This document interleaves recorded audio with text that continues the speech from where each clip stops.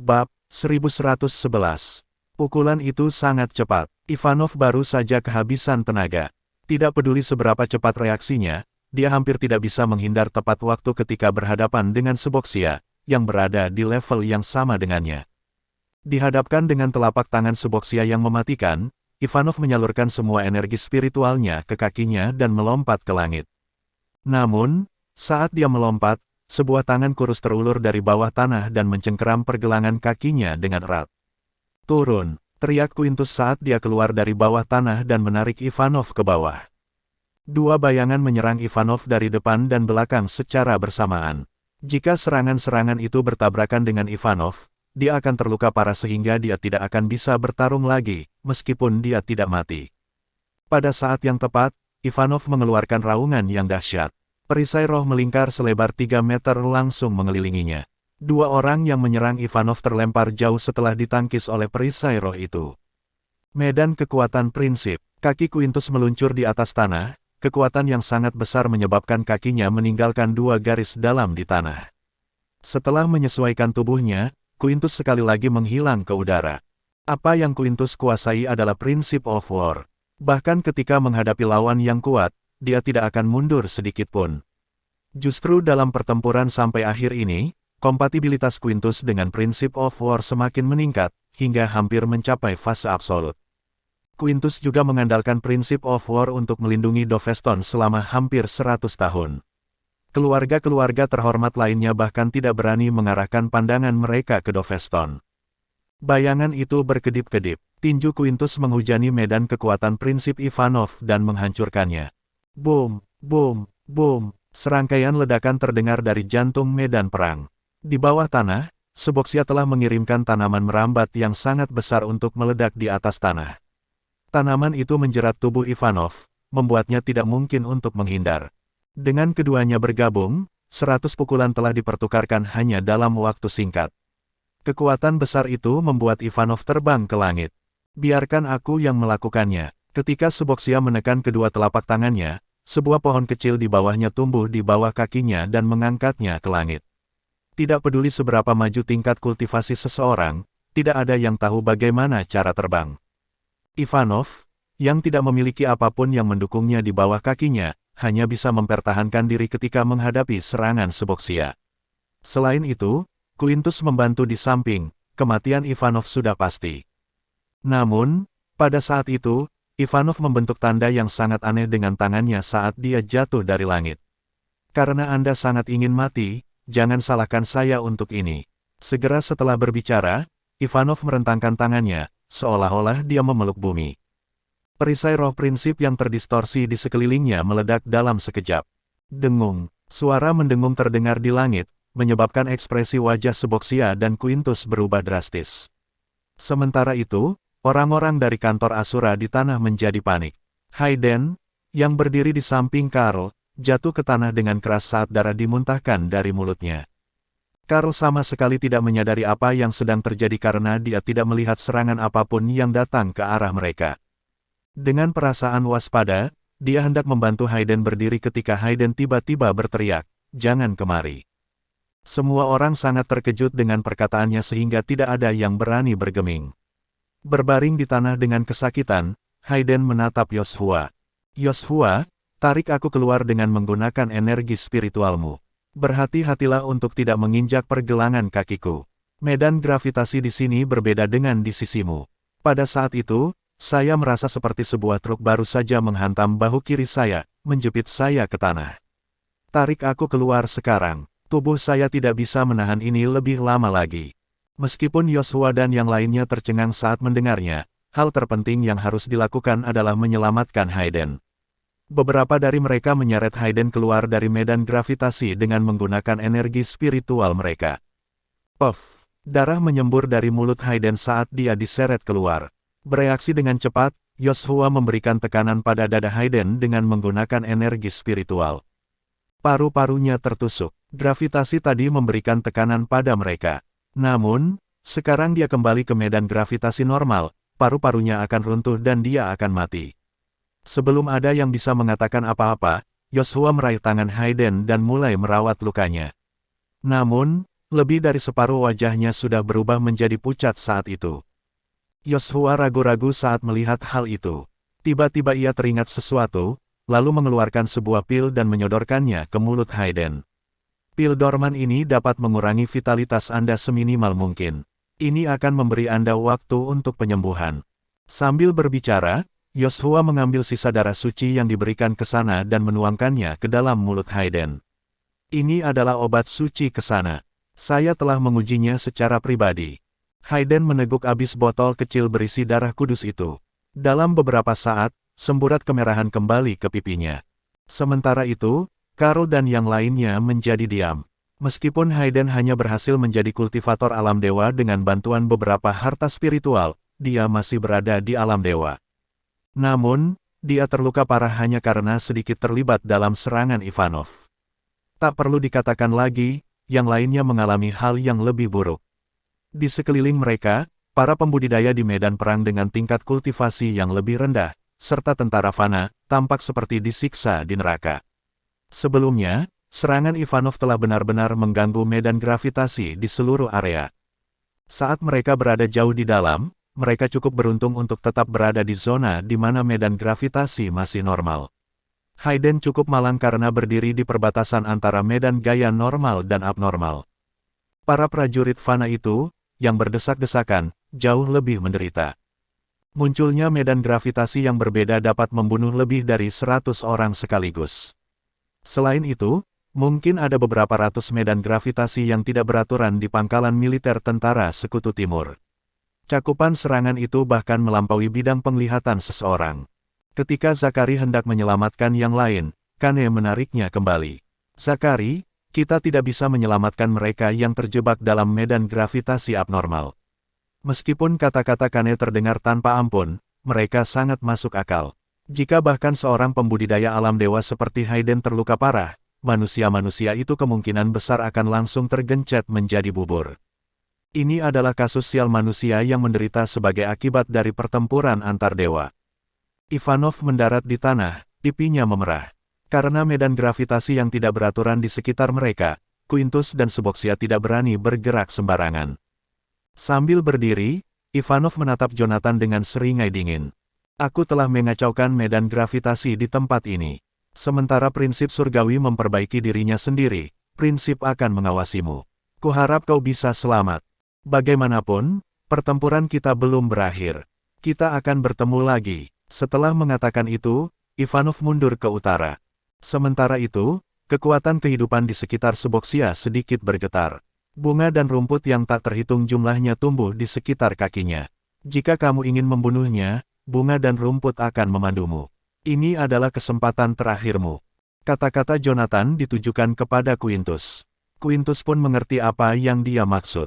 Banyak tanaman yang muncul dari dalam tanah yang merapat ke tanah, membatasi di mana medan gravitasi yang tidak beraturan itu berada. Tanpa berkata apa-apa lagi, Quintus mengejar Ivanov dengan mengikuti tanaman-tanaman itu. Sementara itu, Suboxia menghela napas tak berdaya dan merapatkan kedua telapak tangannya di depan dada. Jalan surgawi selalu tak terduga. Aku akan mengembalikan tubuh ini kepadamu, Jonathan. Bab 1112. Ketika Suboxia menghela napas, Jonathan merasa cahaya putih di sekelilingnya menjadi transparan. Kemudian, tangisan dan umpatan bergema di seluruh tempat, di samping semua emosi itu, kembali ke akal sehatnya. Dia telah mendapatkan kembali kendali atas tubuhnya. Jonathan menjaga animanya dengan ketat, takut Suboxia akan merenggut tubuhnya lagi.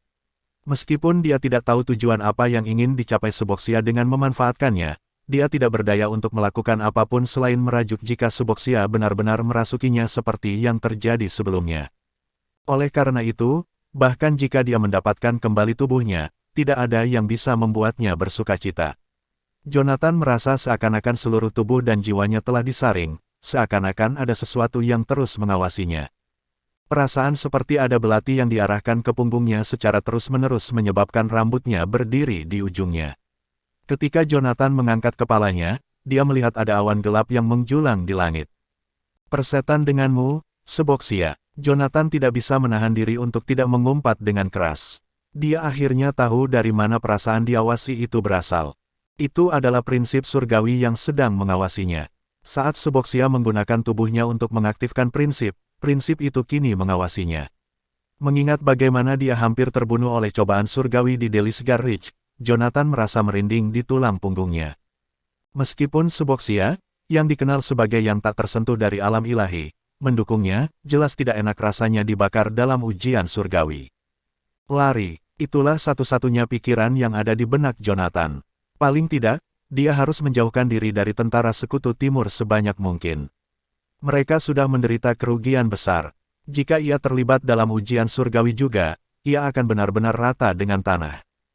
Tuan Goldstein, tepat ketika Jonathan hendak pergi, seseorang memanggilnya dengan segera. Ketika dia berbalik, dia melihat bahwa itu adalah Karl, yang mengenakan topeng. Apa? Di tengah kalimat, Jonathan mendapati Hayden terbaring di tanah, wajahnya memerah dan napasnya tersengal-sengal. Sepertinya dia berada di ambang kematian. Melirik ke atas, Jonathan mengatupkan rahangnya tanpa suara sebelum melompat ke sisi Hayden. Ketika dia meraih pergelangan tangan Hayden, dia mengerutkan kening. Vitalitasnya melonjak dengan cepat dan energi spiritualnya berantakan. Ini seharusnya tidak terjadi jika dia kehilangan banyak darah. Saat Jonathan berbicara, dia melihat sebuah botol di sampingnya yang berisi cairan berwarna biru. Mengambil botol itu, dia menoleh dan menatap ke sana. Apa kamu membiarkan dia meminum ini, ke sana? Tidak. Sambil mengambil botol itu, ke sana berpikir sejenak dan berkata, saya memberikan botol darah kudus ini kepada Tuan Whiteley. Yoshua melangkah maju. Ya, saya memberikannya kepada Hayden. Itu efektif ketika saya meminumnya. Apakah ada masalah? Tentu saja. Melebarkan matanya, Jonathan memelototi Yoshua. Yoshua, bagaimana kamu bisa hidup sesuai dengan namamu sebagai panglima tertinggi sebelumnya? Tidakkah kamu tahu bahwa dua hal yang tidak boleh kamu sentuh adalah perjudian dan racun? Sementara tekanan di atas kepalanya semakin meningkat, Jonathan tidak punya waktu lagi untuk menyia-nyiakan waktu dengan Yoshua. Setelah menyalurkan kekuatan hidupnya ke dalam tubuh Hayden, dia berputar dan pergi. Kembalikan tulang-tulangnya ke tempatnya. Dengan itu, Jonathan pergi dengan cepat. Bingung, semua orang menatapnya. Karena mereka bukan target pencarian Great Principle, mereka tidak bisa merasakan Heavenly Way mengawasi mereka. Ada apa dengan Jonathan? Mengapa dia bertingkah seperti dikejar anjing? Sial, saat Winston berbicara, petir tiba-tiba menyambar langsung ke arah Jonathan yang berjarak beberapa ratus meter. Ketika petir menembus langit, cahayanya yang kuat menerangi separuh langit. Segera setelah kemunculan cahaya terang itu, area yang berjarak 100 meter dari Jonathan berubah menjadi lautan listrik. Apa-apaan ini? Hayden melompat ke hadapannya dengan jeritan yang aneh. Petir telah menyambar tanah, menyebabkan arus listrik yang kuat mengalir melaluinya. Meskipun Hayden terbaring beberapa ratus meter jauhnya, dia masih tersengat listrik. Sementara darah keluar dari mulutnya, dia berputar dan melihat ke arah pantatnya. Ini terbakar, terbakar. Melihat Hayden berputar-putar, semua orang terkejut. Mereka tidak mengerti bagaimana Hayden tiba-tiba menjadi begitu energi meskipun terbaring di tanah sebelumnya ketika dia terhuyung-huyung di ambang kematian. Di sisi lain, Karl dan Kesana, yang telah diselamatkan oleh Jonathan sebelumnya, tidak terkejut sama sekali. Mereka tahu bahwa Jonathan pasti telah menyalurkan energi khusus ke dalam diri Hayden. Sementara Jonathan terbaring di kawah di atas tanah, tubuhnya dengan cepat bereinkarnasi setelah dibakar hidup-hidup. Persetan denganmu, Seboxia, umpat Jonathan sebelum melompat berdiri dan berlari menjauh. Dia bisa merasakan bahwa cobaan surgawi belum berakhir. Sementara itu, di tentara Sekutu Timur, Kane dengan serius menatap sosok yang melarikan diri dengan pantat telanjang melalui teropong. Bagaimana kabar Tuan Goldstein, Kane? Tanya Zakari dengan cemas. Dia sangat kuat. Kane meletakkan teropong dan menghela napas. Mengingat bagaimana Jonathan melarikan diri dengan begitu banyak energi, dia mengertakkan gigi.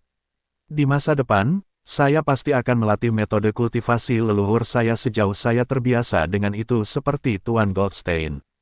Meskipun saya belum pernah melihat Tuan Goldstein melepaskan mantra petir, dia pasti sangat mahir untuk bisa mengaktifkan sambaran petir saat merapal mantra. Jika Jonathan, yang berusaha menghindari terbunuh oleh sambaran petir, mengetahui tentang kesalahpahaman ini, dia tidak akan tahu apa yang harus dipikirkan. Merasakan tekanan yang sangat besar di atas kepalanya, Jonathan merasakan keringat menetes di wajahnya. Bahkan setelah sambaran petir menyambar, awan di langit belum menghilang. Prinsip surgawi pasti sudah mengunci targetnya pada dirinya. Dengan kata lain, Lightning Tribulation tidak akan hanya berupa petir tunggal seperti yang disebabkan oleh Seboxia sebelumnya. Sebaliknya, hal itu akan terus terjadi hingga dia terbunuh. Lebih buruk lagi, Seboxia tidak mengeluarkan satu suara pun. Tidak peduli berapa kali Jonathan memanggilnya di dalam peti mati medan energinya, dia tidak merespons. Seolah-olah dia baru saja menyatakan pengunduran dirinya, Seboxia bersembunyi di dalam peti mati dalam diam. Kekuatan kehidupan dalam tubuh Jonathan hanya bisa menyelamatkannya 2 kali lagi. Jika dia terkena cobaan surgawi sekali lagi, dia akan menghadapi kerusakan yang tidak dapat diperbaiki. Satu-satunya solusi adalah terus berlari ke depan, mengikuti jejak Quintus dan Ivanov. Meskipun sangat berbahaya untuk terlibat dalam pertempuran antara dua ahli alam dewa, prinsip yang dipancarkan keduanya mungkin bisa menyembunyikan auranya. Ini adalah satu-satunya cara untuk menghindari deteksi prinsip surgawi. Sementara Jonathan berlari ke arah utara, pedang surga bergerak sedikit di cincin penyimpanannya. Namun, itu hanya bergerak sedikit. Cahaya hijau muda melintas di sekitar pedang itu sebentar sebelum menjadi diam lagi. Bab 1113. Di garis pertahanan Besya, tentara Sekutu Timur telah berubah menjadi kekacauan. Sebelum kepergian Ivanov, ia menggunakan prinsip of strength untuk mengacaukan kekuatan militer mereka. Langkah ini mengakibatkan jatuhnya banyak korban di pihak tentara Sekutu Timur. Karena formasi pertempuran yang diatur secara padat, tentara mencapai jumlah korban tewas tidak kurang dari 30.000. Jonathan dan yang lainnya pergi untuk sementara waktu, memulihkan ketenangan di medan perang. Zakaria dan rekan-rekannya berjalan melewati mayat-mayat yang berserakan di tanah, melakukan tugas untuk mengatur pasukan. Di bawah pemulihan kekuatan hidup Yosua, Hayden berhasil menipu kematian dan bangkit kembali dengan vitalitas. Yosua, perang sudah berakhir. Kita harus pergi sekarang, Hayden berbisik di telinga Yosua. Meskipun pertempuran hanya berlangsung kurang dari 12 jam, mereka telah kewalahan dengan hal-hal yang telah terjadi selama periode tersebut. Semuanya berawal ketika mereka secara tidak sengaja menemukan rencana Remdik untuk menyabotase garis belakang di Jusipi. Mereka pertama kali membantu dalam melawan Wolver Army, diikuti oleh para pembudidaya alam dewa. Baru-baru ini, mereka bahkan bertempur dengan para pembudidaya alam dewa. Buntut dari perang tersebut kemungkinan akan melibatkan lebih banyak individu dan faksi yang berpengaruh. Selain itu, dengan kepergian para pembudidaya alam dewa dan alam ilahi, perang yang akan datang diperkirakan akan menjadi konflik berskala besar. Ini akan menjadi perang antara dua pasukan. Jika para pembudidaya dengan paksa campur tangan dalam perang manusia dan membantai para pembudidaya manusia, mereka akan menghadapi reaksi keras dari jalan surgawi. Oleh karena itu, sudah waktunya bagi mereka untuk mundur. Saat Hayden mengatakan hal itu, dia dengan hati-hati melirik Winston dan yang lainnya. Quintus mungkin telah setuju untuk mengampuni Yosua, tetapi sangat penting bagi mereka untuk tetap waspada. Bagaimanapun juga, orang-orang dari keluarga terhormat seringkali dikenal suka mengingkari janjinya. Sebelumnya, 9 keluarga terhormat telah menandatangani perjanjian untuk bersatu dan saling mendukung, tetapi keluarga Whiteley masih dimusnahkan seolah-olah mereka tidak penting. Apa yang kamu lihat? Remy berseru saat menyadari tatapan tajam Hayden.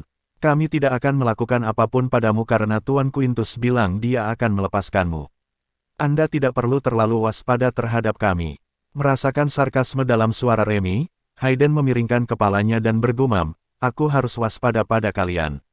Tolonglah, jika kau berani menaruh jarimu pada kami, kalian bertiga bahkan mungkin bukan tandingan Yosua, belum lagi puluhan ribu pejuang spiritual itu. Wajah Winston dan yang lainnya berubah ketika mereka mendengar itu. Meskipun prinsip of strength telah mengganggu keseimbangan kekuatan dalam pertempuran dan memusnahkan setengah dari prajurit spiritual, masih ada 20.000 yang tersisa di bawah komando Yosua. Mereka bertiga benar-benar kelelahan. Melihat bagaimana keluarga Listen terpana dengan apa yang dikatakannya, Hayden sekali lagi menarik ujung kemeja Yosua. Yosua, kita harus pergi selagi bisa. Tiba-tiba, Hayden merasa ada yang tidak beres dengan Yosua. Sejak disambar petir Jonathan, Yosua selalu bersikap tenang.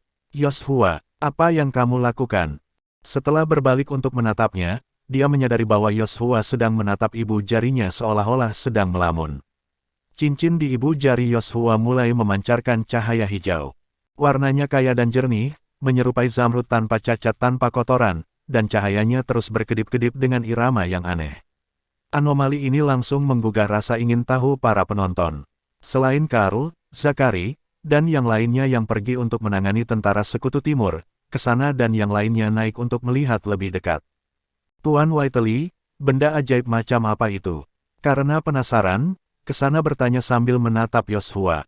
Setelah pertempuran, mereka mengetahui betapa kayanya Yoshua. Semua benda ajaib yang ia tunjukkan di hadapan semua orang didambakan oleh keluarga lain, namun ia memiliki semuanya. Pada saat itu, cincin ibu jari Yoshua berkedip-kedip lagi. Meskipun dia mengklaim bahwa benda itu tidak berguna, tidak ada yang akan mempercayainya sekarang. Yoshua, yang tersadar, mengangkat kepalanya dan membalas dengan senyuman sebelum melepaskan cincin itu dari ibu jarinya. Ini adalah satu-satunya barang yang ditinggalkan ayah saya untuk saya. Setiap kali energi spiritual saya menjadi tidak stabil, cahaya yang berkedip-kedip ini akan mengingatkan saya untuk tetap fokus. Mungkin pikiranku sedikit kacau ketika aku melihat para pembudidaya alam ilahi. Saya minta maaf karena telah menunjukkan keadaan saya yang rapuh. Dia meletakkan benda itu kembali ke dalam cincin penyimpanannya dan berbalik untuk melihat ke arah tentara Sekutu Timur di belakangnya. Hayden benar. Dalam perang yang akan datang, kita tidak dalam posisi untuk campur tangan lagi apakah itu melibatkan para pembudidaya alam ilahi atau pertempuran berskala besar di antara manusia. Dia kemudian menoleh pada kesana.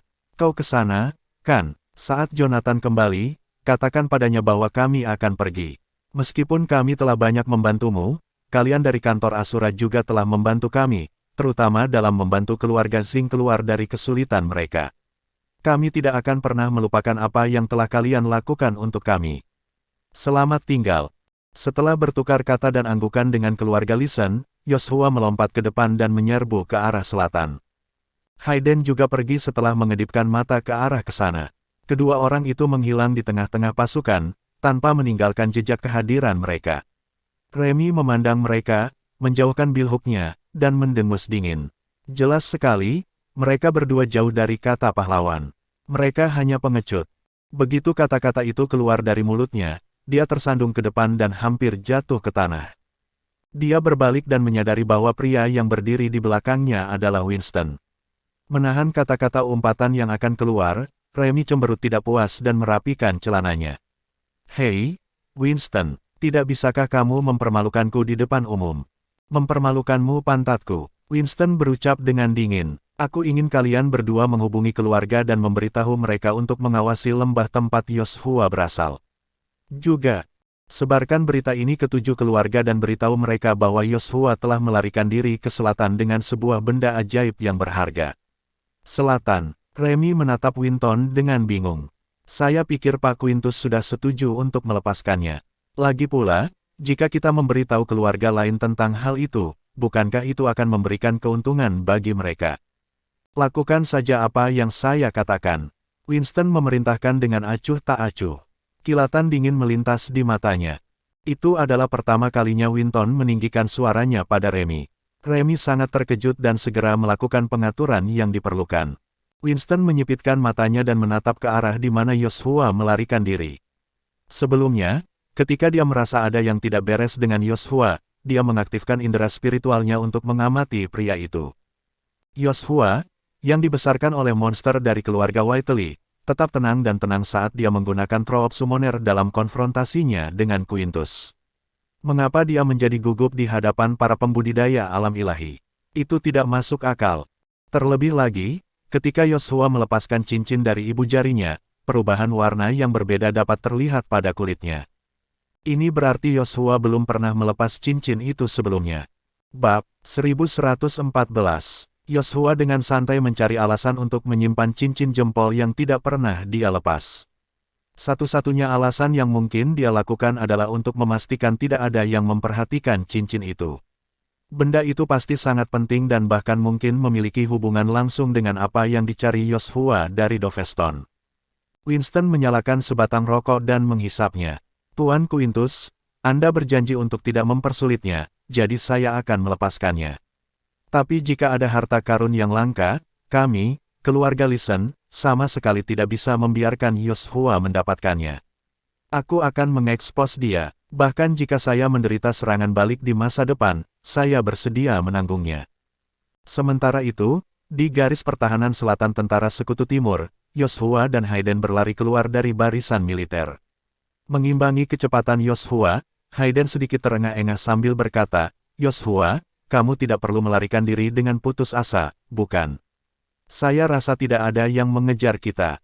Yoshua melihat ke arah tablet di tangannya. Beberapa gambar yang jelas terpampang di layar.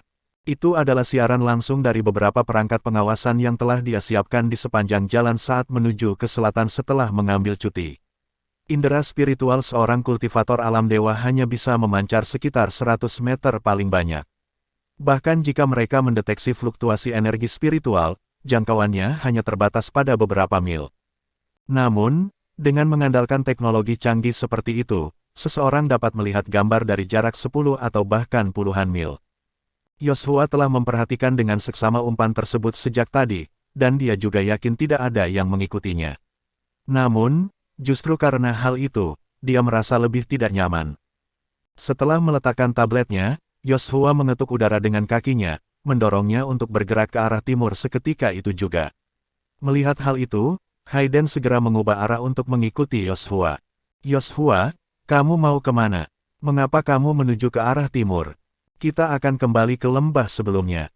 Yoshua mengeluarkan cincin jempolnya dan menjawab dengan nada pelan, "Apa kamu masih ingat mengapa aku datang ke Doveston?" Hayden sejenak linglung setelah mendengar itu. Kemudian, ekspresinya sedikit berubah. "Yoshua, jangan bilang kalau tanah leluhur keluarga Whiteley akan dibuka sekarang." Di masa lalu, Yoshua telah memberitahu Hayden bahwa kunjungannya ke Doveston adalah untuk menemukan tanah leluhur yang sebenarnya dari mana keluarga Whiteley muncul lebih dari 2000 tahun yang lalu. Namun, setelah menunggu di Doveston selama beberapa bulan, keduanya tidak menemukan jejak tempat tersebut. Namun, Yoshua berpikir bahwa sangat disayangkan tanah leluhur itu muncul pada saat itu. "Yoshua, apakah kamu serius? Mengapa kita bernasib sial seperti ini?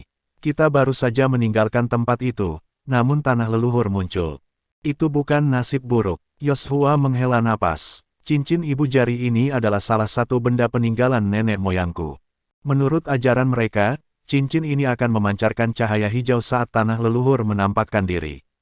Sejak setengah tahun yang lalu, cincin ini telah berkedip beberapa kali, dan akhir-akhir ini, cahayanya lebih sering bersinar. Lihatlah frekuensinya sekarang. Cincin ini memancarkan cahaya setiap 10 detik sekali. Jika cahayanya terus menyala, itu menandakan tanah leluhur sudah terbuka sepenuhnya." Dia berhenti sejenak sebelum melanjutkan, "Saya mengerti. Tanah leluhur terbuka karena pertempuran hari ini. Cincin itu berkedip pada frekuensi rendah sebelumnya, menandakan bahwa tanah leluhur mungkin terbuka, tapi kami harus menunggu cukup lama sampai penghalang penahan di pintu masuk tanah leluhur melemah. Tapi sekarang, setelah pertempuran antara 3 pembudidaya alam ilahi dan penggunaan teknik terlarang pemanggil pasukan untuk menguras semua energi spiritual dalam jarak 100 mil, yang menyebabkan penghalang penahan di pintu masuk tanah leluhur melemah secara signifikan. Kami adalah orang-orang yang mempercepat pembukaan tanah leluhur." Hayden tidak bisa tidak merasa sedikit khawatir, melihat Yoshua bergumam pada dirinya sendiri. "Yoshua, kita setidaknya 700 mil jauhnya dari lembah. Apakah Anda yakin teknik terlarang Anda memiliki jangkauan efektif yang begitu luas?" Yoshua menggelengkan kepalanya pasrah setelah mendengar itu. "Biar saya jelaskan begini, jika Anda tiba-tiba meledakkan balon yang terendam air, air di sekitarnya akan melonjak ke dalam untuk mengisi ruang. Oleh karena itu, area yang terpengaruh pasti tidak terbatas pada ukuran balon. Saya mengosongkan energi spiritual dalam jarak 100 mil, dan Ivanov mengganggu prinsip di dekatnya. Sejumlah besar energi spiritual dan prinsip di sekitarnya akan dibutuhkan untuk memperbaiki kekosongan dan gangguan ini. Meskipun saya tidak yakin, proses peluruhan beberapa formasi dan penghalang penahan cukup menarik karena kondisi ketat yang harus dijaga. Sebagian formasi beroperasi secara normal, tetapi sudah berada dalam kondisi genting. Pada saat seperti ini, bahkan jika satu daun jatuh pada formasi, bisa menyebabkan semuanya berantakan begitu saja. Kita harus segera bergerak. Ketika tanah leluhur keluarga Whiteley terbuka, kita harus menjadi orang pertama yang masuk. Kata-kata Yoshua mengejutkan Hayden, mendorong Hayden untuk bergerak lebih cepat tanpa sadar. Yoshua, jika pewaris tunggal keluarga Whiteley sepertimu saja harus mengandalkan tebakan untuk menyimpulkan pembukaan tanah leluhur keluarga Whiteley, dan karena tidak mungkin orang lain akan mengetahuinya, siapa yang akan menyaingi kita? Ekspresi serius terpancar di mata Yoshua setelah dia mendengar pernyataan Hayden. Sebelum kepergiannya, dia merasakan dengan jelas bahwa rasa spiritual Winston masih ada dalam dirinya selama beberapa detik. Meskipun hanya sekejap, Yoshua tetap merasa khawatir. Saya memang pintar, tetapi Winston juga tidak bodoh. Perwakilan dari 8 keluarga terhormat yang melakukan perjalanan keluar tanah leluhur mereka mungkin tampak seperti utusan yang menjalankan tugas untuk klan mereka. Namun, pada kenyataannya, orang-orang ini adalah tokoh inti dari rumah tangga mereka. Posisi mereka biasanya berada di urutan kedua setelah kepala keluarga. Terlepas dari penampilan Winston yang jujur dan sederhana, dia sebenarnya adalah seseorang yang sangat sulit untuk dihadapi. Bahkan tidak berlebihan jika ia digambarkan sebagai seseorang yang sangat teliti. Semoga saja seperti yang Anda katakan. Jika 8 keluarga terhormat itu benar-benar menarik orang-orang mereka, maka kita benar-benar mendapatkan jackpot. Yoshua memaksakan sebuah senyuman. Namun, keraguan masih ada di dadanya. Dia tidak bisa menghilangkan perasaan bahwa pencariannya akan tanah leluhur kali ini tidak akan berjalan mulus. Apalagi, menurut ajaran leluhurnya, Yoshua mengetahui tentang sebuah informasi lain. Saya bukan satu-satunya orang yang menerima tanda leluhur keluarga Whiteley. Setelah leluhur keluarga Whiteley meninggalkan tanah leluhur mereka, mereka mengalami beberapa pasang surut selama 2000 tahun berikutnya. Banyak benda-benda magis dan token mereka yang hilang dalam perjalanan. Meskipun orang-orang yang mendapatkan benda-benda itu mungkin tidak menyadari arti penting di balik cahaya hijau dari benda-benda magis itu, ada terlalu banyak hal aneh dan tidak biasa di dunia kultivator. Oleh karena itu, Yoshua tidak dapat menjamin bahwa pencarian mereka akan berjalan mulus. Bahkan, dia harus berjaga-jaga terhadap ketidakpastian itu. Sementara itu, di sebuah lokasi yang berjarak 50 mil di utara garis pertahanan utara tentara Sekutu Timur, Quintus dan Ivanov terlibat dalam pertempuran sengit. Energi besar yang dipancarkan dari pertukaran pukulan mereka saja telah menyebabkan seluruh tanah runtuh. Saat keduanya bertabrakan lagi, sebuah petir tiba-tiba menyambar dari jarak 1 kilometer. Keduanya melompat menjauh dari satu sama lain dan berbalik untuk melihat ke arah petir menyambar. Seorang pria telanjang berlari ke arah mereka dengan kecepatan tinggi melalui medan lengkung listrik. Tuan-tuan, tolong bantu. Bab 1115. Pada saat ini, penampilan Jonathan bisa digambarkan sangat bergaya. Dia disambar petir kesengsaraan 2 kali, dan pakaian serta rambutnya telah lama hangus dan bahkan menghilang. Sekarang, dia telanjang, menginjak plasma di mana-mana, bergegas menuju 2 pembudidaya alam ilahi. Sebelum dia bisa mendekat, rambut Ivanov dan Quintus berdiri. Sebagai pembudidaya alam ilahi, apa yang belum mereka lihat atau alami? Namun, mereka benar-benar ketakutan, dan tubuh mereka menjadi mati rasa saat melihat keadaan Jonathan yang telanjang dan tampaknya tanpa hambatan. Tentu saja, setengah dari mati rasa yang mereka rasakan berasal dari muatan listrik bebas, sementara setengahnya lagi berasal dari rasa takut yang tulus. Sebagai orang Siulian yang telah melewati masa kesengsaraan ilahi, mereka tentu saja tidak asing dengan kemunculan awan-awan kesengsaraan. Ivanov dan Quintus tercengang saat melihat awan kesengsaraan melayang di atas kepala Jonathan. Siapa sangka pria itu bisa berjalan-jalan dengan awan kesengsaraan yang sangat besar di atas kepalanya. Menjauhlah dariku, Quintus meraung ketika melihat Jonathan melompat ke arahnya. Dia mendorong kedua telapak tangannya, langsung melemparkan prinsip of war, mendorong Jonathan ke samping. Sementara itu, dia berbalik dan mundur ke samping. Meskipun gelombang prinsip of war dipenuhi dengan niat bertempur, itu tidak memiliki banyak kekuatan ofensif. Sebaliknya, energi internalnya lembut, seperti gelombang kejut yang tak terlihat, membungkus Jonathan dan bergegas menuju Ivanov tidak jauh dari sana. Quintus sudah tua dan lebih licik. Pada saat ini, indera spiritual Jonathan telah kembali ke tubuhnya, dan kedua pembudidaya alam ilahi dapat merasakan bahwa Suboksia telah meninggalkan tubuh Jonathan karena suatu alasan. Awan kesengsaraan di langit mungkin menjadi alasan kepergian Suboksia. Bagaimanapun, Seorang kultivator yang hebat seharusnya sudah lama meninggal. Dia telah menipu kematian dengan hidup selama lebih dari 1.600 tahun. Perilaku seperti itu tentu saja tidak akan ditoleransi oleh jalan suci. Masuk akal jika hal ini mengundang ujian surgawi. Melihat Jonathan bergegas ke arahnya, Quintus dengan cepat berbalik dan mendorong Jonathan ke arah Ivanov.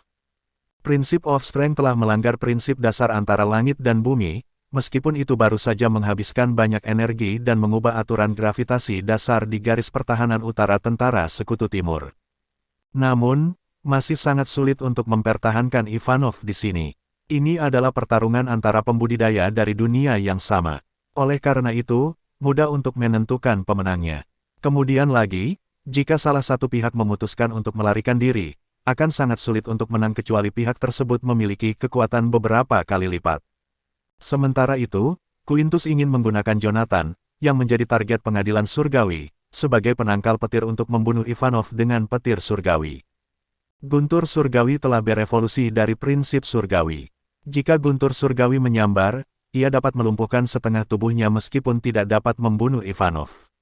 Bahkan, Quintus dapat mengambil kesempatan untuk membunuhnya. Sepandai-pandainya Jonathan, ia dapat langsung mengetahui niat Quintus. Di udara, Jonathan mengulurkan tangannya dan mengacungkan dua jari tengahnya ke arah Quintus. Akhirnya, dia berbalik dan menerkam Ivanov. Pergilah. Ivanov meraung dengan suara yang bisa mengguncang langit, berharap bisa meniru Quintus dalam mengusir Jonathan. Namun, saat dia menggunakan prinsip of strength, dia merasakan ada yang tidak beres. Saat prinsip of strength-nya turun ke Jonathan, ia bertemu dan dibatalkan sepenuhnya oleh prinsip lain. Tidak lain dan tidak bukan adalah Quintus. Dalam sekejap, Ivanov telah mengumpulkan situasi, tetapi sudah terlambat. Dia sudah bisa merasakan bahwa prinsip telah mengurungnya di dalam bentangannya yang luas. Krak, dengan suara yang tajam, sebuah pilar cahaya yang menyilaukan turun ke atas Jonathan dan Ivanov. Boom! Jonathan menjadi pusat dari sambaran petir itu, dan dia berubah menjadi sisa-sisa yang hangus begitu petir menembus tubuhnya. Ivanov, yang hanya berjarak 30 meter dari Jonathan, ingin sekali melarikan diri. Namun, prinsip of strength miliknya, yang menolak untuk mengindahkan perintahnya, melumpuhkannya di tengah-tengah kesengsaraan. Dihancurkan oleh tekanan petir yang tak henti-hentinya, Ivanov juga terdorong ke bumi. Penggunaan terbesar dari prinsip of strength yang selalu dia banggakan sekarang adalah untuk mengumpulkan medan kekuatan prinsip yang mirip dengan perisai roh di sekelilingnya. Quintus mundur, melangkah pelan, sosoknya surut dengan cepat. Kekuatan Lightning Tribulation jauh melebihi kesengsaraan hati yang telah dia alami. Inti plasmanya saja menyebar lebih dari 500 meter persegi, menyebabkan jantungnya berdebar-debar bahkan pada jarak 1 kilometer. Anak yang malang, Quintus menghela nafas, mengeluarkan termos baja tahan karat dari cincin penyimpanannya, menyesapnya dan tertawa kecil. Sudah lama sekali sejak Canaya melihat bakat yang menjanjikan. Ia menyayangkan potensi Jonathan, namun, ia adalah tokoh kunci dari kantor Asura. Selain itu, target kantor Asura terlalu berbahaya bagi 8 keluarga terhormat tersebut. Kematian Jonathan, pada kenyataannya, tampak seperti berkah bagi kepentingan klan-klan besar. Merasakan dengungan listrik di udara, Quintus melesat ke arah jantung kesengsaraan petir. Sebagai manifestasi dari prinsip surgawi, ia tidak dapat bertahan lama setelah turun meskipun sangat kuat. Ia akan segera bubar dan kembali ke langit dan bumi. Saat Quintus bergerak, plasma di pusatnya menyusut dengan cepat. Dari dalam hatinya, sesosok tubuh yang acak-acakan dan berantakan melompat keluar dan berlari ke arah utara. Kaulah yang kutunggu-tunggu. Quintus berteriak pelan, dan bebatuan di bawah kakinya berubah menjadi debu. Dia berubah menjadi garis hitam, melesat ke arah langit. Kedua pembudidaya alam ilahi itu berdiri bersama sekali lagi. Dalam sekejap, prinsip berbenturan, dan seluruh dunia mulai berputar ke dalam kekacauan. Quintus listen, Ivanov berteriak. Dia mengatupkan kedua tangannya, membentuk pedang tembus pandang dalam sekejap mata. Pedang itu adalah evolusi dari prinsip of strength, dan terlepas dari tingkat kultivasi seseorang, luka yang ditimbulkan oleh senjata ini hampir tidak mungkin disembuhkan. Dengan satu sabetan pedang, Quintus merasakan tekanan yang tak dapat diatasi menimpanya, seolah-olah beban gunung menimpa pundaknya. Mati! Dengan raungan dahsyat, Quintus mengangkat tangan kanannya tinggi-tinggi. Garis-garis dari sebuah bilhook terbentuk di antara jari-jarinya yang setengah tertutup. Saat senjata mereka beradu, sebuah gejolak yang tak terlukiskan meledak di antara mereka. Kedua pria itu terlempar ke belakang setelah gelombang kejut yang kuat, meluncur ke arah yang berlawanan satu sama lain. Gedebuk, Quintus jatuh ke bumi yang hangus di bawahnya, dan dia merasakan tulang-tulangnya remuk karena momentum. Meskipun dia adalah seorang kultivator alam ilahi, bahkan dia tidak kebal terhadap kerusakan waktu. Kekuatan pukulan seperti itu membuatnya linglung. Berjuang untuk mendapatkan kembali ketenangannya dan mengatur nafasnya, Quintus memanjat keluar dari kawah, hanya untuk menemukan bahwa Ivanov terlempar ke bukit kecil yang jauh. Dengan mendesah pasrah, Quintus mengulurkan tangan untuk memijat punggung bawahnya yang sakit sambil mengeluh, tidak dapat disangkal. Pemuda memang memiliki keuntungan dalam perkelahian. Seseorang tidak bisa begitu saja menentang perjalanan waktu. Bab 1116. Tabrakan dengan prinsip sebelumnya telah menyebabkan Quintus menderita cedera internal ringan. Meskipun luka ringan itu tidak dapat membahayakan dasar kultivasinya dan bahkan tidak akan mempengaruhinya secara signifikan jika dia terus bertarung, Quintus sangat menyadari bahwa dia hanya memiliki peluang 50% untuk menahan Ivanov jika pertarungan mereka berlarut-larut. Meskipun Ivanov telah menghabiskan sejumlah besar prinsip of strength di sekitarnya, dilihat dari bagaimana dia menggunakan prinsip of strength-nya 2 kali selama pertarungan, terlihat bahwa dia masih memiliki banyak energi yang tersisa. Hal itu tidak mengherankan karena Ivanov berada di tahap puncak seorang kultivator sementara Quintus sudah mulai menua meskipun memiliki tingkat kultivasi yang tinggi. Mengesampingkan tingkat kultivasi mereka, Quintus jauh lebih lemah dari segi vitalitas. Setelah kepergian Ivanov, Quintus mengeluarkan termos baja tahan karat lagi. Dia menyesap alkohol dan menatap ke bawah ke pusat kawah yang jauh di mana petir menyambar sebelumnya.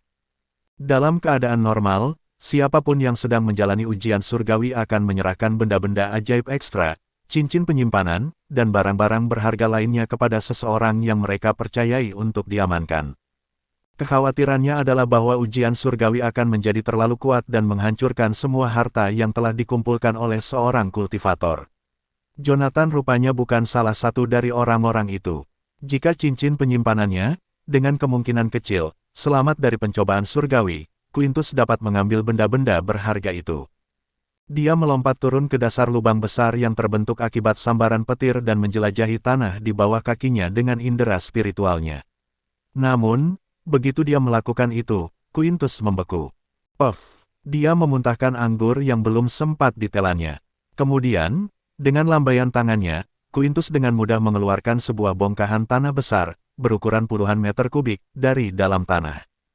Keluar! Quintus berteriak sambil melemparkan bongkahan tanah besar itu ke arah bukit di dekatnya. Saat tanah itu hancur, sesosok tubuh yang diselimuti cahaya keemasan mendarat dengan mantap di atas tanah. Baiklah, Jonathan berucap dengan canggung dengan lonceng perunggu keemasan yang melayang di atas kepalanya. Anda memang memiliki pandangan yang jauh ke depan, Tuan Quintus. Saya sudah berusaha sebaik mungkin untuk menyembunyikan keberadaan saya, tapi saya tetap tidak bisa lolos dari deteksi Anda. Saya benar-benar terkesan. Jonathan berbicara dengan nada menyanjung sambil terus menggaruk pantatnya. Ketika dia terkena sambaran petir surgawi yang ketiga tadi, dia langsung berubah menjadi mayat yang hangus. Terlepas dari medan kesadaran, sistem peredaran darah, dan medan energi, 3 bagian paling penting dari tubuhnya, yang dibungkus dengan kekuatan hidup dan dengan demikian diawetkan, anggota tubuhnya dan sebagian besar tubuhnya telah hangus dan rusak parah. Itulah mengapa Quintus dan Ivanov mengira dia sudah mati. Selain itu, bentrokan antara 2 prinsip pembudidaya alam ilahi telah menyebabkan prinsip surgawi gagal merasakan aura Jonathan, yang mengakibatkan penyebaran awan kesengsaraan. Namun demikian, Jonathan tetap menyadari dengan jelas segala sesuatu yang terjadi di sekelilingnya selama periode itu. Setelah tubuhnya pulih, ia tidak berani bergerak banyak, kecuali diam-diam menyanggah handbel perunggu untuk melindungi auranya. Namun, dia tidak menyangka Quintus, rubah tua yang licik, begitu teliti, bahkan memeriksa mayat yang hangus. Saya telah meremehkan anggota keluarga terhormat ini. Sementara Jonathan mengumpat dalam hati, ia mendengar Quintus berdehem. Pakai celanamu dulu, dasar anak nakal. Apa kamu mau pamer? Saya jauh lebih hebat dari Anda di masa muda saya. Setelah mendengar kata-kata Quintus, Jonathan baru merasakan angin sejuk bertiup di kulitnya. Dia terlalu asyik melarikan diri sehingga dia benar-benar lupa akan penampilannya. Untungnya, dia telah berlari cukup jauh sehingga para prajurit dari Angkatan Darat Timur tidak bisa melihatnya. Jika tidak, citranya sebagai Asura akan hancur. Jonathan buru-buru mengenakan satu set pakaian olahraga sebelum membungkuk pada Quintus dan berkata, "Tuan Quintus, terima kasih atas bantuan yang telah diberikan keluarga Listen dalam Perang River on Sea. Jika tidak, tentara timur pasti sudah tamat." Jonathan dengan tulus mengungkapkan rasa terima kasihnya sambil membungkuk dalam-dalam untuk menunjukkan rasa hormatnya kepada Quintus. Melihat sikap Jonathan, Quintus mendengus sebelum meneguk whisky. "Berhentilah menyanjung saya, anak nakal. Saya sudah mengatakannya sebelumnya. Pasukan timur telah mengalami kerugian besar untuk melindungi Doveston, jadi aku tidak akan menyakitimu untuk saat ini. Bukannya aku begitu mulia, tapi saat ini, kamu mewakili harapan rakyat, bertindak sesuai dengan jalan surgawi dan melaksanakan tugas untuk kebaikan yang lebih besar. Jika aku membunuhmu, aku akan menentang jalan surgawi dan berisiko menghadapi pembalasan. Saya masih ingin hidup lebih lama." Jonathan mendengarkan ucapan Quintus dan merenung sejenak sebelum melambaikan tangannya untuk melepaskan lonceng perunggu di kepalanya. Benda itu sama sekali tidak efektif untuk memblokir prinsip. Jonathan hanya memakainya lebih awal untuk menyembunyikan auranya dan memberikan kenyamanan psikologis bagi dirinya sendiri. Selain itu, Quintus telah berbicara tentang menjaga manfaat dan kesejahteraannya sepanjang waktu. Meskipun demikian, semakin dia mengatakannya, semakin lega perasaan Jonathan. Jika Quintus benar-benar mengatakan bahwa niatnya adalah untuk melayani rakyat, Jonathan akan segera melarikan diri tanpa ragu-ragu. Bagi orang-orang tua yang licik seperti mereka, kepentingan keluarga mereka lebih penting daripada yang lainnya. Hal itu terlihat jelas dari sikap ketujuh keluarga terhormat itu. Nasionalisme tidak ada artinya bagi kedelapan keluarga terhormat itu. Jonathan menatap Quintus dengan waspada. "Tuan Quintus, karena Anda tidak berencana untuk membunuh saya akan pergi sekarang." "Menurutmu kau mau pergi kemana?" Quintus melambaikan tangannya, dan sebuah jurang selebar beberapa meter dan panjang puluhan meter tiba-tiba muncul beberapa inci dari ujung jari-jari kaki Jonathan tanpa peringatan. Terkejut, Jonathan buru-buru tersenyum gugup dan membungkuk ke arah Quintus. "Tuan Quintus, bukankah Anda bilang Anda tidak akan membunuh saya? Saya masih punya banyak tugas yang tertunda di Angkatan Darat Timur. Mari kita ngobrol sebentar sebelum aku melepaskanmu." Quintus berceletuk. "Jonathan, aku penasaran. Bagaimana kau dan Seboxia bisa bertemu? Apa hubunganmu dengannya?" Jonathan ragu-ragu setelah mendengar pertanyaan Quintus. Bahkan pada saat itu, Jonathan tidak tahu pasti tentang sifat hubungannya dengan Seboxia. Dia yakin Seboxia memanfaatkannya untuk mencapai tujuan tertentu, tetapi dia jelas tidak mempercayai klaim Seboxia yang ingin menjadi abadi. Menurut Jonathan, ide gila Seboxia yang ingin memicu perang dunia tidak ada bedanya dengan khayalan seorang pasien gangguan jiwa. Namun, di saat yang sama, Seboxia juga banyak membantunya. Entah itu di Remdik atau dalam perang yang sedang berlangsung ini, jika Seboxia tidak secara diam-diam melindunginya dalam beberapa kesempatan, Jonathan berpikir dia pasti sudah menjadi abu. Hubungannya dengan Seboxia seperti hubungan antara parasit dan inang, tetapi mereka sekarang lebih seperti entitas simbiosis. Benturan antara Principles of Life and Death yang saling bertentangan membuat Jonathan bingung untuk menggambarkan hubungannya dengan Seboxia secara lebih akurat. Setelah merenung cukup lama, Jonathan akhirnya berbicara. "Dia dan saya adalah dua individu yang sepenuhnya independen, tetapi untuk sementara waktu kami tidak dapat dipisahkan." Terlepas dari ambiguitas jawaban Jonathan, Quintus mengangguk-anggukkan kepalanya setelah mendengarnya. "Baiklah. Sepertinya Anda juga memiliki beberapa rahasia." Saat dia mengucapkan kata-kata itu, ekspresi Quintus sedikit berubah. Segera setelah itu, dia berbalik untuk melihat ke arah Doveston. Dia merasakan fluktuasi yang tidak biasa dengan cepat mendekat dari sana. Bab 1117. Setelah mengamati reaksi Quintus, Jonathan diam-diam berjaga-jaga, khawatir kultivator alam ilahi itu akan kehilangan akal sehatnya dan mulai menyerangnya.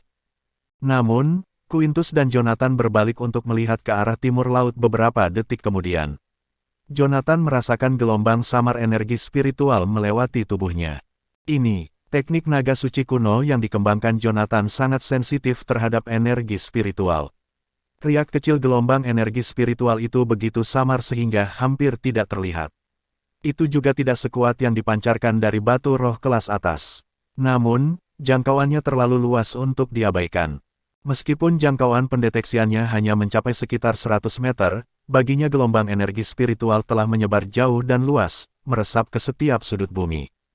Itu sedikit menakutkan. Tidak peduli seberapa lemahnya gelombang energi spiritual, begitu memasuki lingkungan bumi, gelombang itu hanya dapat ditopang oleh sumber energi spiritual yang sangat besar. Terlepas dari beberapa tanaman ajaib yang unik yang menjadi kemungkinan asal sumber energi spiritual tersebut, satu-satunya kemungkinan asal lainnya adalah tambang spiritual. Di Canaya, semua tambang spiritual dimiliki oleh 8 keluarga terhormat dan beberapa sekte kuno. Di antara mereka, keluarga Blackwood memiliki 20% tambang, yang mengukuhkan posisi uniknya yang menonjol. Meskipun kekuatan dan pengaruh keluarga secara keseluruhan tidak cukup untuk menentang Saladais atau Osborne, keluarga ini bisa sendirian mengendalikan harga batu roh di dunia kultivasi. Jika memang ada lebih banyak tambang seperti itu bisa langsung mengubah lanskap budidaya di seluruh Canaya. Yoshua, saat Jonathan menatap ke arah timur laut, Yoshua dan kejenakaan anehnya tiba-tiba muncul di benaknya. Setelah diusir dari Yellowview oleh Wilbur, Yoshua tidak hanya tetap tinggal di Canaya, tetapi dia juga langsung menuju ke Doveston bersama Hayden. Bahkan selama berbulan-bulan setelah keberadaannya diketahui, dia terus mengitari area tertentu yang sama. Jonathan sebelumnya sudah menduga bahwa Yoshua pasti sedang mencari sesuatu. Sekarang setelah dia merasakan gelombang energi spiritual, dia akhirnya menyadari niat Yoshua. Tidak peduli apakah itu adalah susunan senjata spiritual misterius yang kuat, tanaman ajaib yang dibentuk dengan menyerap energi dari langit dan bumi, atau garis lay spiritual yang dibuat dari energi spiritual yang terkondensasi. Semua itu adalah benda-benda yang tak ternilai harganya, dan salah satu dari benda-benda itu cukup untuk membuat seseorang kehilangan akal sehatnya. Jika memang demikian, semuanya masuk akal. Sementara itu, kesadaran juga tampaknya mulai muncul di benak Quintus. Dia tersenyum dan melirik Jonathan, lalu melangkah maju. Dalam sekejap mata, dia telah menghilang dari pandangan di atas punggung bukit. Seorang kultivator alam ilahi dapat melakukan perjalanan 100 meter dalam sekejap, dan bergerak dengan kecepatan seperti itu tentu saja bukan hal yang mudah. Bahkan dengan menggunakan prinsip, Jonathan tidak akan bisa mengejarnya tidak peduli seberapa keras dia mencoba mendorong tubuhnya. Oleh karena itu, terlepas dari keinginannya untuk mengikuti Quintus ke arah timur laut dan memastikan sumber gelombang energi spiritual, dia tahu tidak ada yang bisa dia lakukan. Lupakan untuk bisa mengimbanginya. Bahkan jika saya bisa menyamai kecepatannya, itu masih akan membuang-buang waktu ketika saya sampai di sana. Jika tidak ada sesuatu yang berharga, tidak ada gunanya bagi saya untuk pergi.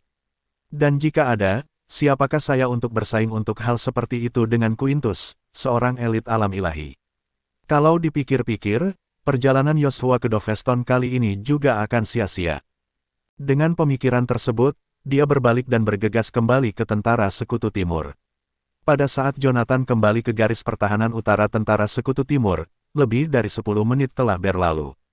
Warna vegetasi hijau yang membentang di tanah telah berubah menjadi sedikit kusam dan gelap, dan ketika dia menginjaknya, tanah itu berderak di bawah kakinya. Ternyata vegetasi itu telah membeku dan mati karena suhunya yang terlalu dingin. Personel militer yang tak terhitung jumlahnya, sibuk dalam kesunyian di tengah-tengah pahatan pohon dan tumbuhan yang membeku. Mereka adalah para prajurit yang selamat. Prinsip of Strength yang dilepaskan Ivanov juga perlahan-lahan mulai menghilang. Memasuki area dengan gravitasi yang tidak normal, mereka mulai mengambil mayat rekan-rekan mereka.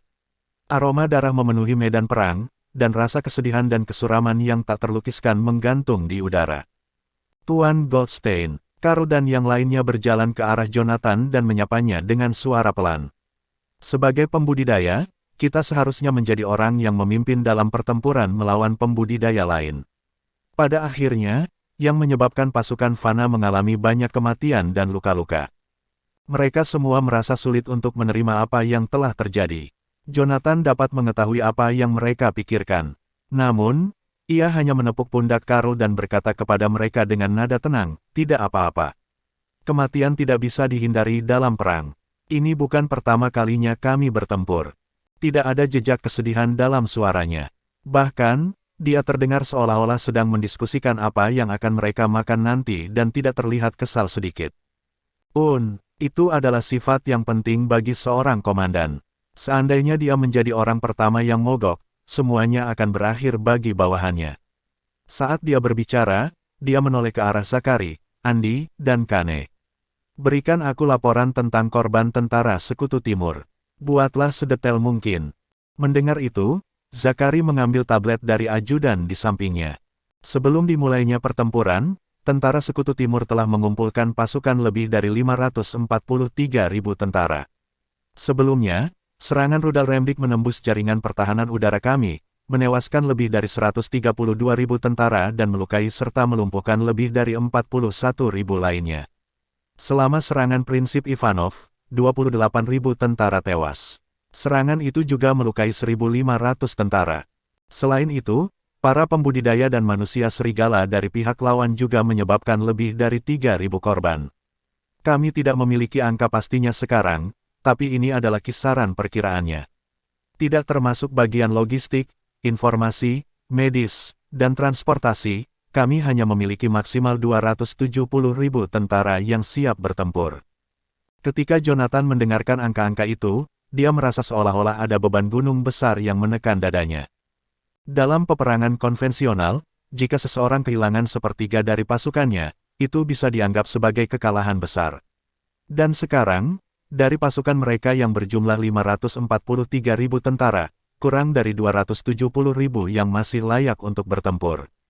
Dengan tingkat korban hampir 50%, dapat dikatakan bahwa tentara Sekutu Timur telah hancur total dalam bentrokan di Sungai Onsi. Mengambil sebatang rokok dari Zakari, Jonathan menyalakannya dan menghirupnya dalam-dalam. Di tengah kepulan asap yang menyelimutinya, matanya memerah. Sialan, rokok merek apa ini? Ini sangat kuat. Dia mengusap matanya, lalu bertanya, Zakari, tidak mungkin keluarga Remdikian tidak bergerak ke selatan. Di mana mereka sekarang? Ekspresi Zakari sedingin es saat dia menjawab, mereka baru saja menyeberangi Sungai Onsi. Mereka masuk tanpa izin ke negara kita. Terkutuklah mereka. Itu benar, Tuan Goldstein. Mari kita lawan mereka. Aku setuju. Para perusuh sialan itu selalu memperlakukan saya dengan cara yang salah. Kita harus meledakkan mereka. Andi dan Kane juga ikut menyuarakan ketidaksenangan mereka. Tentu saja, Jonathan mengerti bahwa ketiganya ingin menggunakan rudal-rudal khusus itu. Namun, rudal-rudal itu seharusnya digunakan sebagai pilihan terakhir jika benar-benar diperlukan. Kita belum bisa menggunakannya. Sekarang belum waktunya, jawabnya. Sambil berbicara, dia membalikkan tangannya dan mengeluarkan sebuah telepon kuno dari dalam cincin penyimpanannya. Halo, Wilbur, aku hanya memberimu waktu 1 jam. Jika kau tidak mengirimkan pasukanmu, aku akan menyuruh pasukan Susona, Legiun Yalegard, dan pasukan selatan untuk menyerang Yaleviu. Ini adalah kesempatan terakhirmu. Pikirkan baik-baik. Bab 1118. Di taman di Zetfield, Yaleviu, Wilbur mendengar nada bip dari telepon sebelum dia sempat mengatakan apa-apa. Teringat nada tenang Jonathan tadi, dia mencemooh dengan dingin. Sepertinya kantor Asura mengalami pukulan telak. Meskipun mereka berdua baru berada di lembah elit selama kurang dari setengah tahun, dia telah menjadi teman baik Jonathan. Wilbur tahu temperamen dan kepribadian Jonathan dengan sangat baik. Jika suara Jonathan sedingin sebelumnya, itu berarti masalahnya belum terlalu serius. Meskipun mungkin sedikit lebih mendesak, masih ada ruang untuk bernegosiasi. Namun, nada bicara Jonathan yang santai, seakan-akan dia hanya membicarakan urusan sehari-hari, menyiratkan bahwa kesabarannya sudah mencapai batas. Dia tidak lagi bernegosiasi dengan Wilbur. Sebaliknya, dia sedang memberitahu yang terakhir. Ketika Wilbur memeriksa laporan korban yang dikirim kembali oleh perwira intelijen Angkatan Darat Yaleviu yang telah menyusup ke Angkatan Darat Timur, dia mengerutkan kening. Apakah pasukan telah dikumpulkan? Setelah Wilbur mengajukan pertanyaan itu, ajudan dengan cepat mengkonfirmasi status setiap pasukan di Angkatan Darat Yaleviu. Dalam waktu kurang dari 1 menit, ajudan itu berbalik dan menatap Wilbur. Komandan, semua personel di Angkatan Darat Yaleviu telah berkumpul. Wilbur melemparkan berkas itu ke atas mejanya. Setelah beberapa saat merenung, dia menghela napas panjang. Atas perintah saya, kirim batalion ke-4 dan ke-9 ke medan perang River Onsi. Buka jalan utama di Hughesville, Harfush, Yellowview, dan daerah sekitarnya.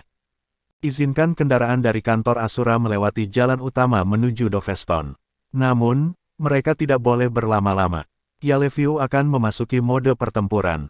Tutup semua pintu masuk dan keluar. Semua kendaraan, termasuk mobil pribadi, juga tidak diperbolehkan melewatinya.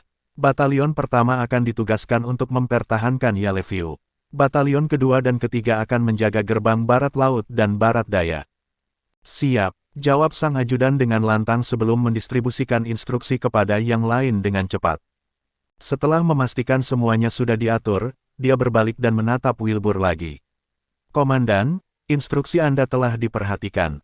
Namun, ada beberapa hal yang perlu diklarifikasi. Misalnya, Panglima Tertinggi. Wilbur melirik ke arah ajudan itu saat tatapan permusuhan melintas di matanya. Theo, saya naik ke posisi ini dari tempat Anda sekarang. Saya mengerti maksud Anda, tetapi Anda tidak perlu terlalu cemas. Gedebuk. Theo berlutut tanpa ragu-ragu. Saya tidak bermaksud begitu, Komandan. Saat Wilbur menatap dingin ke tubuh Theo yang gemetar, permusuhan di matanya perlahan-lahan memudar dan digantikan oleh ekspresi kesedihan yang melankolis. Dia telah merencanakan untuk menggulingkan Yosua sejak dia ditunjuk sebagai ajudan. Justru karena itu, dia tidak bisa mempercayai siapapun. Dia telah mengganti 3 ajudan sebelumnya sebelum Theo. Selama orang-orang itu menimbulkan kecurigaan sekecil apapun di dalam dirinya, dia akan menyingkirkan mereka meskipun tidak ada bukti. Hingga saat ini, Wilbur tidak dapat menemukan seseorang yang dapat ia percayai. Di satu sisi, dia cukup menyedihkan. Ketika Wilbur mengulurkan tangannya dan menyentuh bahu Theo untuk membantunya berdiri, Theo sangat ketakutan hingga ia terjatuh ke lantai. Sambil mengangkat tangannya, ia memohon dengan suara gemetar, "Komandan, saya berjanji bahwa saya tidak akan berani berbicara yang tidak perlu di masa depan. Tolong ampuni saya." Wilbur melihat lengan kanannya yang terulur, hatinya terasa sakit seolah-olah ada yang baru saja menikamnya. Siapa sebenarnya aku ini? Sambil menahan napas, Wilbur menginterogasi dirinya sendiri dalam hati. Setelah beberapa saat, dia menghela napas tak berdaya dan berdiri perlahan. "Aku tidak ingin membunuhmu, Theo. Bangunlah, aku sendiri yang akan memimpin pasukan dalam pelayaran ini. Ikutlah denganku ke Doveston." Theo tertegun sejenak mendengar kata-kata Wilbur sebelum bangkit berdiri dengan cepat. "Itu adalah kehormatan bagi saya." "Baiklah, buatlah pengaturan yang tepat. Kita akan segera berangkat dengan pasukan," kata Wilbur santai sambil melambaikan tangannya. Ia melemparkan pandangannya ke arah Doveston. Jika memungkinkan, ia akan mencoba menaklukkan Doveston melalui perang ini. Di garis pertahanan tentara Sekutu Timur di Besia, Jonathan mulai memimpin pasukan yang tersisa yang dipimpin Zachary dan yang lainnya. "Tuan Goldstein," Zachary berlari ke sisi Jonathan. Pasukan Susona, Legiun Yalegard, dan Angkatan Darat Selatan telah berkumpul. Unit intelijen menerima kabar dari Yellowview bahwa 3 jalan raya di Yellowview, Navarre, dan Colstrax telah dibuka sepenuhnya. Syarat dari Yellowview adalah kita bisa menuju ke utara melalui jalan-jalan itu, tapi kita tidak boleh berhenti di tengah jalan. Jonathan mengangguk sedikit ketika mendengarnya. Melihat betapa patah semangatnya seluruh pasukan, dia tersenyum. Sepertinya Wilbur juga ikut terlibat. "Beritahu semua komandan bahwa dalam waktu setengah hari, tentara Sekutu Timur akan menerima pasokan. Beritahu semua orang untuk tetap tenang dan bersiap-siap untuk serangan balik." Ekspresi khawatir muncul di wajah Zachary setelah mendengar itu. "Saya tidak yakin apakah saya harus mengatakan ini, Tuan Goldstein." Zachary terdengar sangat ragu-ragu, seolah-olah kata-kata selanjutnya yang akan diucapkannya sudah membuatnya merasa terganggu. Keingintahuan Jonathan tergelitik, dan dia menatapnya dengan bingung. Sejak Zachary mulai bekerja untuknya, dia selalu memainkan peran yang tenang, tidak seperti raja perang lainnya yang memiliki kepribadian yang sangat berbeda. Dia selalu bisa menjaga ketenangan dan ketelitian yang seharusnya dimiliki oleh seorang komandan profesional. Selama sekitar 3 tahun terakhir, Zachary dan Jonathan mengatakan semua yang ada di pikiran mereka. Dia tidak pernah mengalami konflik seperti sekarang. "Apa yang salah? Katakan saja," perintah Jonathan, kehabisan kesabaran. Zachary memberikan sebatang rokok kepada Jonathan sebelum menyulutnya dengan korek api. "Tuan Goldstein, jika Anda ingin saya berbicara, saya akan menceritakan rencana saya." Bahkan jika Anda tidak setuju, Anda tidak boleh marah kepada saya. Jonathan mengangguk setelah mengembuskan kepulan asap. Bicaralah, aku berjanji tidak akan marah meskipun kau memarahiku. Jonathan menjadi semakin penasaran. Dia tidak mengerti apa yang dikatakan Zachary, sehingga suasana menjadi begitu serius. Zachary melirik Jonathan sebelum menyalakan sebatang rokok untuk dirinya sendiri. Tuan Goldstein, Wilbur mengirimkan pasukannya ke Doveston, kan? Andy juga telah menempatkan beberapa agen rahasia di Yellowview. Beberapa dari mereka bahkan berhasil menjadi komandan kelas 3, menikmati status yang cukup tinggi. Kami baru saja diberitahu bahwa Wilbur akan bertindak secara pribadi sebagai panglima tertinggi untuk Angkatan Darat Yellowview. Saya juga sudah bertanya kepada Zero dan ke sana sebelumnya. Jika Wilbur benar-benar datang ke Doveston, kami ingin. Saat Zachary berbicara, dia melingkarkan tangannya di leher Jonathan dengan lembut. Mata Jonathan membelalak. Dia akhirnya mengerti apa yang diminta Zachary. Zachary ingin melenyapkan Wilbur dengan menggunakan kesempatan ini dan menaklukkan Yellowview Army sepenuhnya. Dengan cara ini, semua militer Canaya akan digabungkan menjadi satu kesatuan. Bab 1119. Jonathan dan Zachary saling bertukar pandang. Biasanya, Zachary tidak akan mampu mempertahankan sikap tenang seperti itu ketika Jonathan menatapnya. Namun, saat ini, ia tidak menunjukkan tanda-tanda akan mundur. Dengan itu, Jonathan tahu bahwa pria itu bertekad untuk melawan Wilbur. Jika bukan karena itu, Zachary, yang setia pada Jonathan, tidak akan melampaui batas dan melampaui batasnya dan mendiskusikan masalah dengan Carl dan kesana tanpa meminta izin terlebih dahulu. Ketika Jonathan mengambil rokoknya dan mencoba menghisapnya, dia menyadari bahwa rokoknya telah habis. Saat itu, Zachary tersadar dan buru-buru memberikan sebungkus rokok kepada Jonathan sebelum membantu Jonathan menyalakan rokok lainnya. Sambil menghisap rokok dalam-dalam, Jonathan bersandar pada tangki di belakangnya sebelum berkata, "Zachary, kamu sudah paling lama bersamaku. Saya tahu orang seperti apa kamu. Tidak peduli seberapa besar keinginanmu untuk membunuh Wilbur, kamu tidak bisa melakukan hal itu atas kemauanmu sendiri. Ada 3 orang yang ingin melenyapkan Wilbur. Mereka adalah Kane, Hades, dan Terence. Hades saat ini tidak sadarkan diri, dan Terence menjaga Navarre. Satu-satunya orang yang tersisa adalah Kane. Jadi, dia pasti orang yang...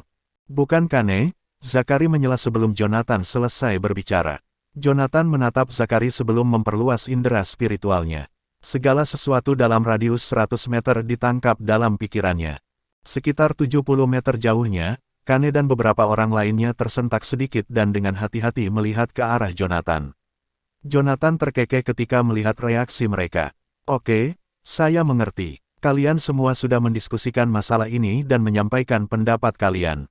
Tuan Goldstein, Zachary sedikit bingung. Pada saat itu, dia seperti anak kecil yang tertangkap basah melakukan sesuatu yang buruk. Jonathan melambaikan tangannya dengan santai. Tidak perlu dijelaskan. Anda adalah Raja Perang dan pengambil keputusan di kantor Asura. Suruh mereka datang. Saya ingin mendengar pendapat semua orang tentang masalah ini. Zachary mengira Jonathan akan meminta pertanggungjawaban mereka. Di luar dugaan, Jonathan tidak menyuarakan ketidaksenangannya terhadap rencana mereka. Sebaliknya, dia justru ingin mendengar apa yang mereka katakan. Menatap Jonathan dengan tidak percaya, Zachary melakukan apa yang diperintahkan dan memanggil yang lain melalui perangkat komunikasi. Setelah tiba, Kane dan yang lainnya berdiri di hadapan Jonathan dengan gugup. Tuan Goldstein, saya masih ada urusan yang harus diselesaikan. Bisakah kita tunda dulu? Berpura-pura bingung, Kane mencoba mengalihkan pembicaraan.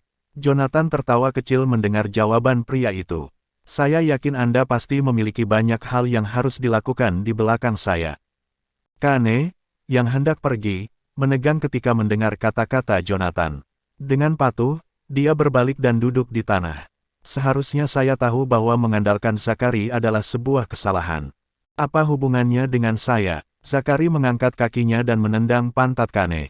Tuan Goldstein sudah mengetahuinya sendiri. Dan juga, bukan aku yang selalu berteriak-teriak untuk membunuh Wilbur setiap hari. Anda harus menumbuhkan beberapa tulang punggung dan belajar untuk melakukan sesuatu sendiri daripada mengandalkan orang lain. Tidakkah kamu merasa malu? Dengan santai, Jonathan menyulut rokoknya yang belum habis ke arah Zachary. Baiklah, sudah cukup. Mari kita kembali ke masalah yang sedang dibahas. Katakan padaku alasan mengapa kita harus membunuh Wilbur. Zachary dan yang lainnya terdiam mendengar kata-kata Jonathan. Kane, yang telah duduk di sampingnya, menarik napas dalam-dalam dan mendongak. Tuan Goldstein, saya yakin kami tidak perlu menjelaskan alasan mengapa kami ingin membunuh Wilbur. Oh, tidak. Jonathan menggelengkan kepalanya. Aku tidak menanyakan alasan kalian ingin membunuh Wilbur. Aku bertanya mengapa kalian memilih sekarang untuk bergerak. Seperti yang kau tahu, lebih dari 100.000 tentara Remdik telah menyeberangi Sungai Onsi dan mereka akan bertemu dengan tentara Sekutu Timur dalam waktu 4 jam. Ketika saat itu tiba, itu akan menjadi pertempuran yang sengit. Sebagai komandan pasukan Yaleviu, Wilbur akan membawa ratusan ribu tentara untuk membantu Doveston. Namun, Anda memilih waktu yang sangat penting ini untuk melaksanakan rencana Anda. Apakah Anda tidak takut mengguncang inti pasukan dan menodai reputasi kami? Tidak, Kane mendengus dari tempat dia berada di tanah. Tuan Goldstein, kita semua merangkak naik dari bawah, selangkah demi selangkah. Dingin dan hangatnya dunia, kematian, dan perpisahan, kita telah melihat semuanya. Keadilan dunia selalu ditulis oleh para pemenang. Jika kita melenyapkannya dan menggabungkan pasukan Yaleviu dan kantor Asura, siapa yang berani melawan kita? Meskipun Kane terkenal sebagai seorang yang gila perang, dia juga seorang yang praktis dalam berperang. Bagi Kane, semua perang harus memiliki agendanya sendiri, dan memulai perang membutuhkan keuntungan yang sangat besar. Jika tidak, korban yang jatuh tidak akan ada gunanya. Selain itu, selain memegang posisi bertahan pasif, situasi Doveston saat ini tidak memberikan keuntungan. Oleh karena itu, sifat agresif Kane telah terpicu. Tuan Goldstein, meskipun benar bahwa kami semua menyetujuinya, saya adalah orang yang menyarankan rencana tersebut. Saya pikir waktunya saat ini tepat. Selama Anda menyetujuinya, kita bisa memanfaatkan kesempatan ini untuk melenyapkan Wilbur. Kantor Asura kemudian akan menjadi organisasi militer terbesar di Canaya. Setelah itu, kita akan bisa memfokuskan usaha kita untuk menangani keluarga terhormat yang tepat. Meskipun suara Kane pelan, mereka bisa mendengar bahwa dia melakukan yang terbaik untuk menekan dorongan yang dia rasakan jauh di dalam hatinya. Jonathan menyapu pandangannya ke orang-orang yang berdiri di hadapannya sebelum mengalihkan pandangannya kembali ke Kane. Kapan? Yaleviu tidak sepenuhnya berada di bawah kendali Wilbur. Meskipun dia berhasil mengusir Yoshua, dia belum menjadi panglima tertinggi yang sebenarnya, kata Kane. Tuan Goldstein, saya tahu Anda bisa sangat patuh pada peraturan, tetapi kita hanya menyingkirkan seorang panglima perang jika kita membunuhnya sekarang. Itu tidak akan dianggap sebagai pemberontakan. Sekaranglah saatnya.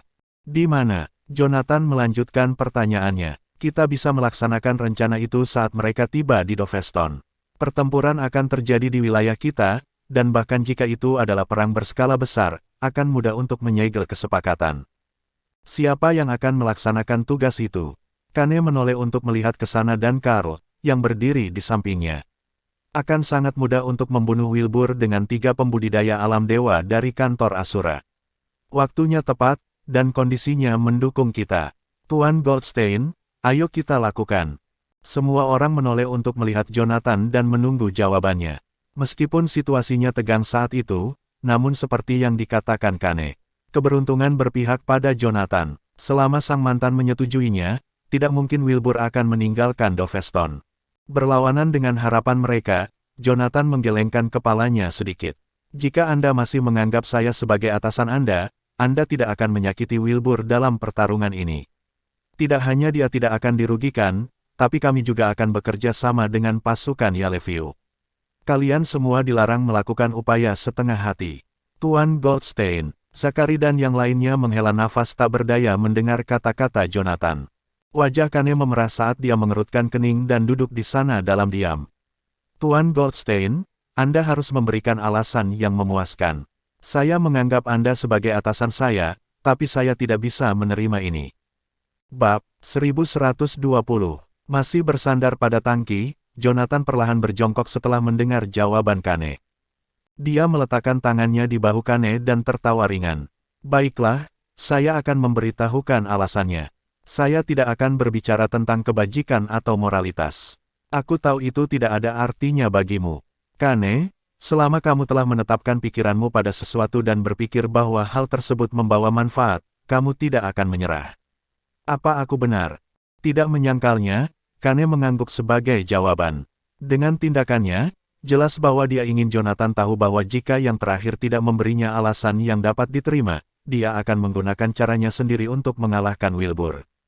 Jonathan tidak marah atas tanggapan Kane. Setelah berpikir sejenak, dia berbicara lagi. Kane, seperti yang Anda ketahui, kantor Asura adalah organisasi militer dengan pertumbuhan tercepat dan terbesar dalam sejarah. Apa kau tahu apa yang membuat kita tetap hidup? Pikirkanlah baik-baik sebelum menjawabku. Kemudian, Jonathan terdiam. Dia juga duduk di tanah seperti Kane. Semua orang, termasuk Kane, jatuh ke dalam pemikiran yang dalam. Kantor Asura didirikan di masa-masa sulit dan di tengah konflik para panglima perang karena Chanaya membutuhkan tim seperti itu. Oleh karena itu, kantor Asura dengan cepat berkembang di seluruh Chanaya setelah didirikan. Bahkan ada beberapa tempat yang mengambil panji-panji mereka meskipun sebenarnya tidak berada di bawah kendali mereka. Mereka melakukan hal tersebut untuk menarik perhatian Asuras Office dan dengan harapan mereka dapat bergabung ke dalam Asuras Office. Ketika ditanya, mudah untuk menjawab bagaimana kantor Asura dapat berkembang. Namun, tidak tepat jika dikatakan bahwa kantor ini dibangun untuk masyarakat. Bagaimanapun, meskipun itu adalah salah satu syaratnya, itu bukanlah faktor yang menentukan. Bahkan para veteran kantor Asura menemukan diri mereka dalam kesulitan. Anda adalah jiwa dari kantor Asura, dan Anda memiliki kekuatan luar biasa yang menyatukan semua orang, jawab Kane setelah beberapa saat. Anda adalah alasannya, akar dari perkembangan pesat kantor Asura. Mendengar jawaban Kane, Jonathan tertawa kecil. Sejak kapan Anda berubah menjadi penjilat seperti itu?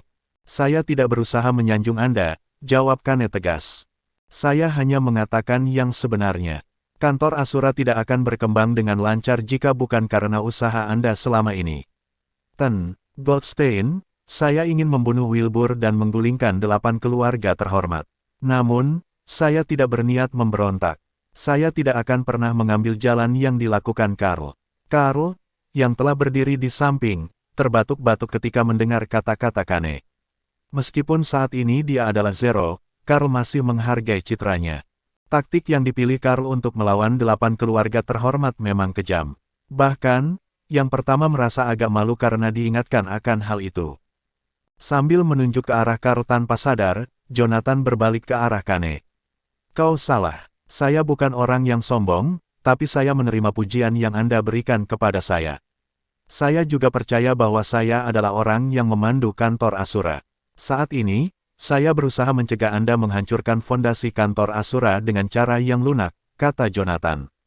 Dengan memutar-mutar jari-jarinya, pasir di tanah terbang ke udara. Di bawah manipulasinya, tumpukan pasir itu membentuk dirinya menjadi sebuah timbangan.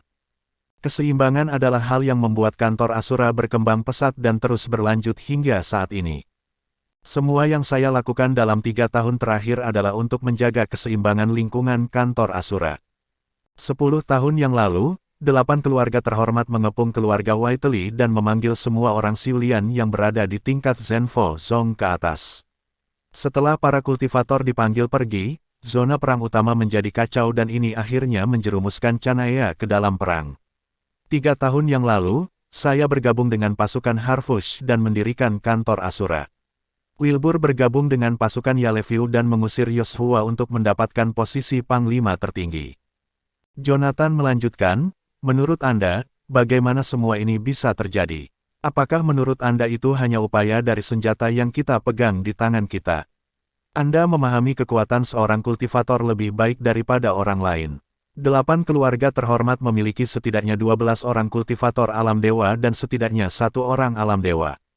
Jika mereka memutuskan untuk mendatangi kita, hanya perlu waktu 1 malam untuk semua orang kelas 3 ke atas di kantor Asura untuk dimusnahkan. Tapi pernahkah Anda memikirkan mengapa mereka tidak melakukannya? Jonathan mengedarkan pandangannya ke orang-orang yang hadir. Di bawah pengawasan Jonathan, mata mereka berkedip-kedip saat mereka menyadari. Saya melihat Anda telah memahami situasinya. Membubarkan pasir yang menggantung, Jonathan berdiri perlahan. Kantor Asura mengurus bagian luar sementara tentara Yaleviu Wilbur mengurus hal-hal internal. Kedua kelompok militer itu saling menentang dan menahan satu sama lain, keduanya saling menghambat kemajuan satu sama lain. Hal ini memberikan kesempatan kepada 8 keluarga terhormat untuk mengambil alih kendali kapan saja. Ini adalah akar dari kelangsungan hidup kita. Jika kita mengalahkan Wilbur sekarang dan menyerap pasukan Yaleview, apakah Anda pikir 8 keluarga terhormat akan berpangku tangan dan hanya menonton saat kita mengubah kantor Asura menjadi raksasa dengan 3 juta orang?